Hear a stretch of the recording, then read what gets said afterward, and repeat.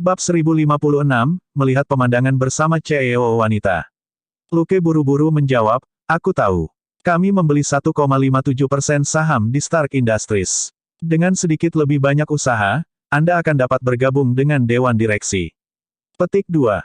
Jenny berkata, ya, saya sudah mengerjakannya, tetapi apakah Anda tidak tahu berita lainnya? Luke bertanya, berita apa? Jenny berkata, Tony Stark sudah selesai dengan pembersihan internal perusahaan. Dia sekarang memegang lebih dari 65% saham. Mulai sekarang, tidak ada yang bisa menggoyahkan kendalinya atas Stark Industries. Luke berkata, ya, sepertinya itu tidak ada hubungannya dengan kita. Jenny berkata, tetapi Miss Pepper telah secara pribadi mengungkapkan bahwa perusahaan akan mengalami transformasi besar dan akan memasuki bidang sains dan teknologi. Tertegun, Luke berpikir sejenak dan bertanya, apakah kita masih punya uang? Jika kita melakukannya, kita bisa membeli beberapa saham lagi. Jantung Jenny berdetak kencang. Jangan katakan itu lewat telepon. Datanglah ke kantor segera. Dia menutup telepon. Lukas menggaruk kepalanya. CEO wanita benar-benar tahu bagaimana harus bertindak terlebih dahulu dan melapor kemudian. Tapi dia juga tidak melihat Jenny selama berhari-hari. Dia hanya menghubunginya melalui email dan telepon, memang, dia harus bertemu dengannya secara langsung. Jenny mungkin ingat bagaimana Luke mengatakan bahwa dia mengenal seseorang yang berada di puncak Stark Industries. Terakhir kali dia mengatakan ini, mereka berdua telah menghasilkan lebih dari $5 miliar dari pasar keuangan. Mereka mungkin bisa meraup jumlah lain kali ini. Jadi, ini bukan sesuatu yang harus didiskusikan melalui telepon. Lagi pula, terlalu mudah bagi seseorang untuk mendengarkan. Tentu saja, saluran mereka dienkripsi, jadi tidak mungkin seseorang bisa menguping mereka tanpa sepengetahuan mereka. Tapi Jenny hanya ingin bertemu dengannya sebelum mereka berbicara. Luke mengendarai mobil lain keluar dari garasi dan pergi ke tempat parkir perusahaan telepon sebelum naik lift ke lantai 18. Dia dan Jenny adalah satu-satunya yang bisa menggunakan lift ini. Itu tidak mengarah ke kantor Jenny, tetapi ke ruang duduknya di lantai 18. Itu mungkin disebut longe, tapi sebenarnya apartemen mewah. Disitulah Jenny tinggal di Nassau County. Jenny tidak segera muncul. Luke dengan santai mengganti sepatunya dan berkeliaran di ruang tamu. Dia belum pernah ke sini sebelumnya. Paling-paling, dia hanya melihat beberapa di video. Dia kemudian memperhatikan bahwa ada teleskop di sebelah jendela Prancis yang menghadap ke jalan. Selama dimiringkan sedikit, itu akan menghadap ke jalan di bawah. Bahkan plat mobil bisa terlihat dengan jelas. Lukas tertawa. Baiklah, ini memang bukan mata-mata. Paling-paling, itu, melihat pemandangan. Setelah berkeliaran selama 10 menit, Luke menuangkan secangkir kopi untuk dirinya sendiri dan berdiri di depan jendela. Gedung yang dipilih Jenny untuk perusahaan telepon selulernya tidak dijejali gedung-gedung tinggi lainnya, tapi dekat dengan Queens. Terlepas dari gedung tinggi ini, gedung-gedung lain setidaknya beberapa kilometer jauhnya, jadi ada pemandangan yang sangat luas. Nassau County tidak sepadat New York. Hamparan itu ditutupi tanaman hijau, dengan hanya beberapa jalan dan bangunan tempat tinggal yang tersebar. Cuaca baik dari kemarin berlanjut hari ini. Matahari pagi menyinari, membuat hamparan luas tanaman hijau berembun semakin semarak. Sebagian besar waktu, bahkan ketika Luke sedang duduk di rumah, dia akan mencari file untuk prospek atau dia akan memikirkan item yang akan dia kerjakan di waktu luangnya. Sekarang dia berada di tempat Jenny, dan CEO wanita bisa keluar dari kamar mandi kapan saja, dia memutuskan untuk mengistirahatkan otaknya. Untuk sesaat, pikirannya mengembara. Setelah beberapa saat, aroma harum melayang. Parfumnya tidak kuat, tapi halus. Sepasang tangan terulur dari belakangnya, dan Jenny memeluk pinggangnya dan berbisik, apa yang kamu pikirkan? Luke berbalik dan tersenyum. Tidak ada apa-apa, aku hanya sedang melamun. Jenny tercengang oleh senyum di bawah sinar matahari. Sesaat kemudian, dia bergumam, mengapa aku merasa kamu menjadi lebih tampan? Itu tidak masuk akal. Lukas tersenyum. Mustahil untuk tidak tampan. 40 kekuatan mental juga meningkatkan temperamennya. Namun, ini hanya terlihat setelah periode pengamatan tertentu. Tapi Jenny sangat akrab dengannya, itulah sebabnya dia sangat sensitif terhadap perubahan apapun.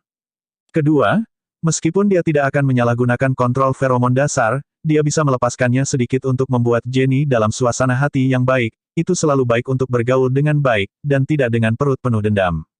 Untuk melakukan ini, dia hanya membutuhkan feromon dalam jumlah yang sangat kecil, yang tidak lebih dari apa yang dilepaskan manusia biasa setiap hari. Namun, feromon pria biasa tidak serta-merta membuat lawan jenis menyukainya, ini mirip dengan kunci yang cocok dengan kunci kanan. Feromon Luke telah berevolusi menjadi kunci utama. Kecuali itu adalah situasi yang tidak biasa, kebanyakan wanita akan memiliki kesan yang baik tentang dia. Dengan dua keterampilan baru, itu normal bagi Jenny, yang sudah lama tidak melihatnya, merasa bahwa dia menjadi lebih tampan. Dia membawa Jenny ke jendela dan mendudukkannya. Suhu tubuhnya bisa dirasakan melalui gaun bunga tipis. Ditambah dengan aroma dari pancuran, rasanya seperti pelukan hangat. Merasa damai, Luke menuangkan kopi untuk mereka berdua, dan mereka mengobrol sambil minum. Mereka berdua berbicara tentang bagaimana menghasilkan uang dengan cepat dari fluktuasi harga saham Stark Industries, tetapi mereka sangat santai. Tak satu pun dari mereka benar-benar peduli tentang berapa banyak uang yang bisa mereka hasilkan kali ini. Titanium Phone Company berkembang pesat, dan nilai perusahaan meroket. Beberapa keuntungan yang diperoleh dari anjloknya harga saham Stark Industries tahun lalu telah digunakan untuk ekspansi perusahaan telepon. Departemen penelitian dari perusahaan telepon seluler lainnya, yang membutuhkan investasi jangka panjang yang besar, masih hanya mencoba-coba. Rencana Luke dapat digunakan untuk 8-10 tahun ke depan, dan Jenny tidak perlu berinvestasi banyak untuk itu. Investasi sebenarnya adalah membeli paten dan pemasaran, tetapi telepon titanium telah menghasilkan keuntungan besar, dan tidak banyak investasi yang diperlukan di bidang ini. Perusahaan telepon seluler mereka, yang secara praktis tidak besar, memiliki dana yang berlimpah. Selama punya uang, perusahaan tidak akan terlalu tertekan. Luke memutuskan untuk beristirahat selama setengah hari, agar suasana tidak berubah. Mereka berdua duduk di dekat jendela dan berjemur di bawah sinar matahari musim dingin, minum kopi dan mengobrol lama. Luke kembali ke lab tepat sebelum hari mulai gelap. Selina meringkuk bibirnya ketika dia melihat Luke kembali dengan satu set pakaian baru. Dia terlalu malas untuk mengejek, jadi dia berkata, "Bukankah kamu mengatakan kamu akan datang dengan program yang mengubah wajah?" John Wick baru saja meninggalkan Continental Hotel dengan sekantong besar senjata. Jika Anda tidak terburu-buru, dia mungkin akan melarikan diri setelah membunuh keluarga Tarasov. Lukas tertarik. Dia menemukan targetnya. Selin mengangkat bahu. Sepertinya begitu. Selama dia bisa membayar, seseorang di hotel akan menjual informasi itu kepadanya. Luke menggelengkan kepalanya dan menghela nafas. Kamu tidak boleh terlalu sombong. Iosef adalah satu-satunya putra kepala keluarga Tarasov. Dia memiliki semua yang dia inginkan, tetapi dia hanya harus mencuri mobil pembunuh super dan membunuh anjingnya. Bukankah dia penjahat idiot stereotip? Petik 2. Penjahat sejati akan mengalahkan John Wick di tempat. Baiklah, mungkin semuanya tidak sesederhana itu.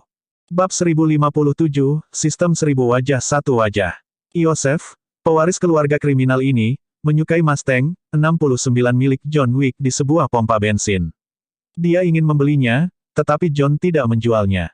Keesokan harinya, Iosef masuk ke tempat John Wick ketika dia tidak ada di rumah. Dia mencuri mobil dan membunuh anak anjing yang menggonggong. Iosef tidak tahu siapa yang dia provokasi. Si idiot ini bahkan berencana untuk menghajar John Wick sambil lalu. John Wick telah pensiun sepenuhnya selama 4 tahun, dan sejak itu selalu menjalani kehidupan yang damai. Siapa yang mengira bahwa tiba-tiba, seorang idiot akan masuk ke rumahnya suatu hari, mencuri mobilnya, dan membunuh anjingnya. Melihat rekaman pengawasan, John bisa melihat siapa yang mencuri mobilnya dan membunuh anjingnya. Mobil ini adalah salah satu dari sedikit miliknya. Anjing itu adalah hadiah terakhirnya dari istrinya yang sudah meninggal. John Wick tidak ragu-ragu. Dia ingin membunuh orang ini.